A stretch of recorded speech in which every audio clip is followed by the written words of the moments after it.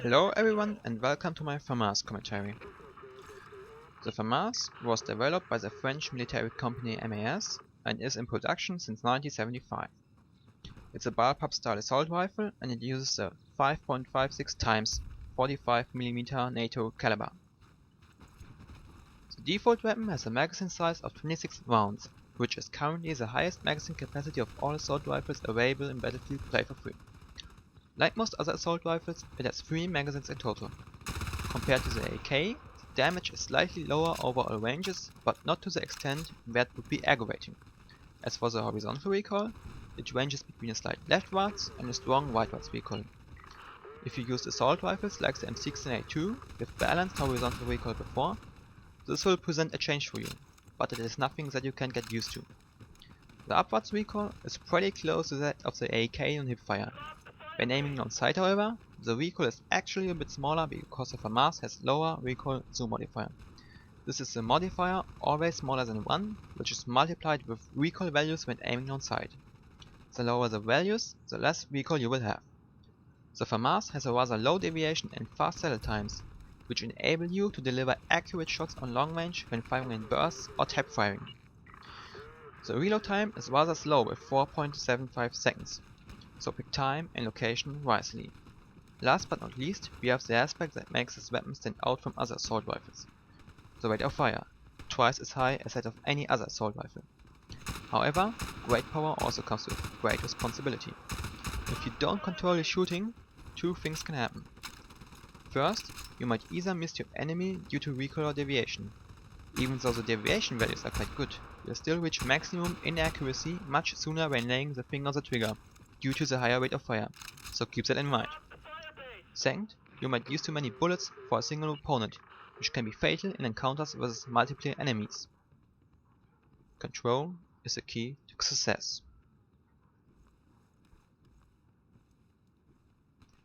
Now that we are done with the analysis of the base weapon, let's get to a probably more interesting aspect. Choice of attachments. Personally, I'm using Viper magazines, stabilized stock and precision barrel. And at this point, some of you guys might think, why aren't you using Nemesis stock? It reduces recoil, it reduces deviation, it gives you free funds, and it spawns an attack helicopter if you press a button that says, push me for easy kills. Well, not really. So what does a Nemesis stock do? It reduces the recoil zoom modifier, so you will have a lower both horizontal and vertical recoil when aiming on sight. It also reduces deviation a bit, but on the downside, it also reduces damage. The stabilized stock grants you a direct reduction to horizontal recoil, which applies both to hipfire and aiming on sight. Now when you compare the effect of Nemesis stock and stabilized stock on horizontal recoil when aiming on sight, you will notice that with stabilized stock you not only have a smaller range of recoil that can occur, but it also only goes to the right side, so it's really more predictable. This is because the stabilized stock creates kind of an overkill effect on the leftwards recoil. It reduces it so much that it actually turns into rightwards recoil, but the effect is not too strong, so it's still a very manageable and easy to predict recoil. And the other good thing is that you won't be faced with the loss of damage. The last aspect that would speak for the Nemesis stock would be the deviation. But, well, let me put it this way. With the SKS, which is a sniper rifle, you can deliver 400 range shots when using precision barrel, and that thing has a deviation that is significantly higher than that of the Famas. So that just as an example of how much there's a need for reducing deviation.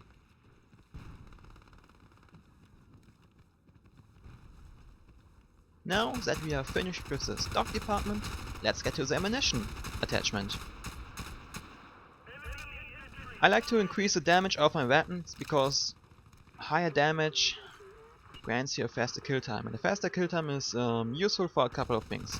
Because when you kill fast, it also means that you are able to advance faster, and that is useful for capturing flags and not getting ambushed by snipers or RPGs or whatever.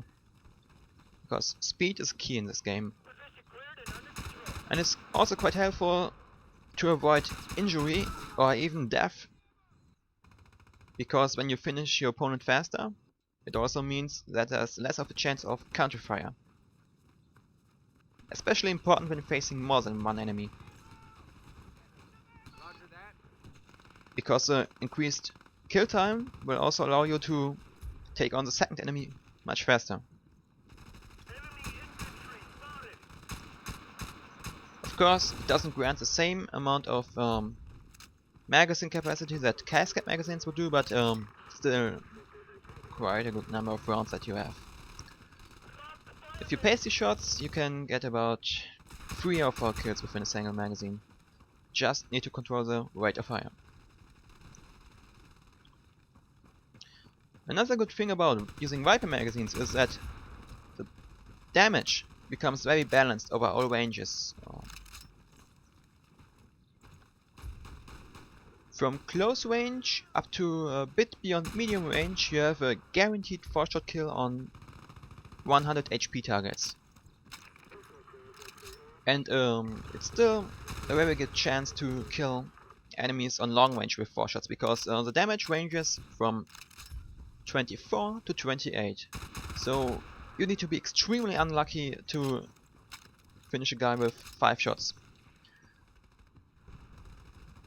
If you encounter someone with the HP upgrade, physical toughness, it will of course take that 1 shot longer, but not everyone uses that, and so it's useful in quite some situations. Especially when the guy is just before turning around the corner, and it depends on that last shot if you get him or not, and if you have not enough damage, he will get away, and so it's also useful for those close situations where that 1 bullet matters.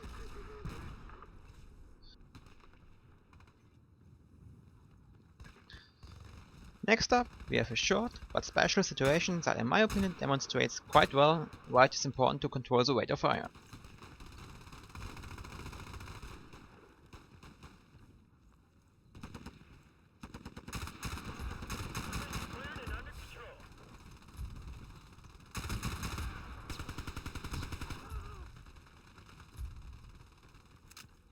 If I had a full magazine in this situation, I would have been also able to take down the last guy, but this should give you the basic idea. Now with the balanced damage output in mind, there's not really a need to use a range extending barrel, because range extending barrels decrease the damage fall off, either over close, medium or both of these ranges. But since the damage is nearly all the same on all the ranges, you barely get a use out of that.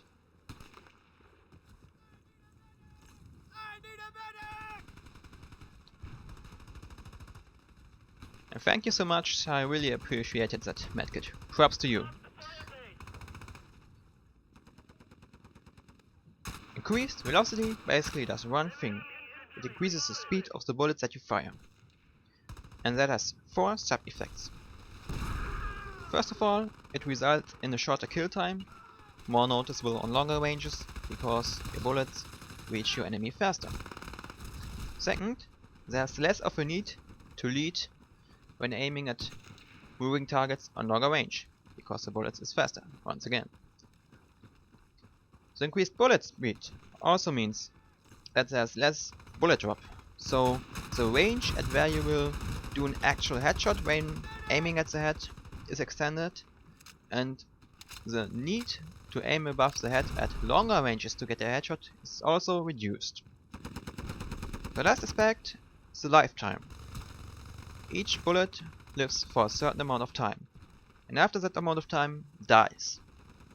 So, for example, when your enemy is at 200 meters and your bullet only lives for 190 meters, it won't reach him, simply because it dies before.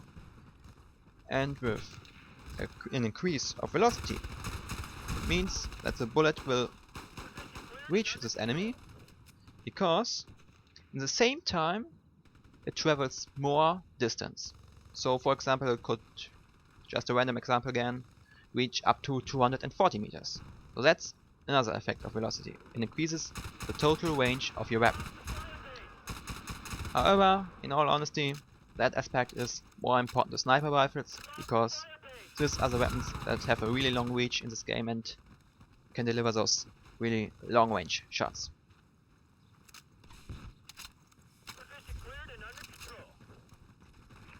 Another question that one could ask about this weapon would be, is it overpowered? Well, in my opinion, that's not the case. The rate of fire definitely presents an advantage, but mostly in close quarter situations.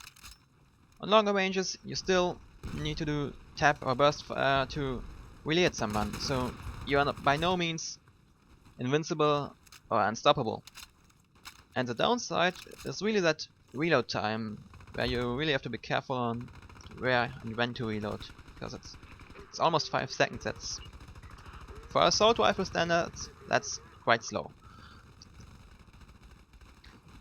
Also, with good use of tactics and terrain, and not to forget team play, you can easily counter more powerful weapons. You don't just win a game by having a powerful weapon and going Rambo. No, it still depends a lot of what your team is doing and how good your team supports you and how you support your team. This is a good example of how you should not behave as a medic. That guy is no comparison to the medic I met before. He just completely ignores me, and never be like that. That's not gonna get you anywhere.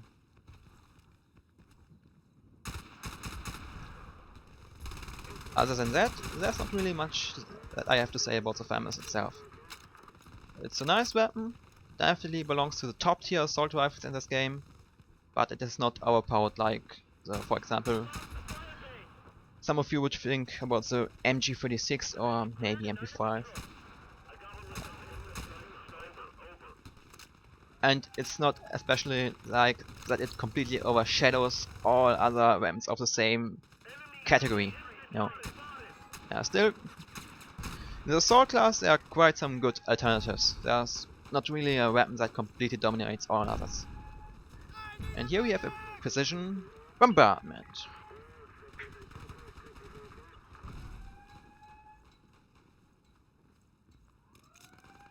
Which is no comparison to this situation. This was just completely random. Where you could label this as where things don't go as planned, but it still ends positive.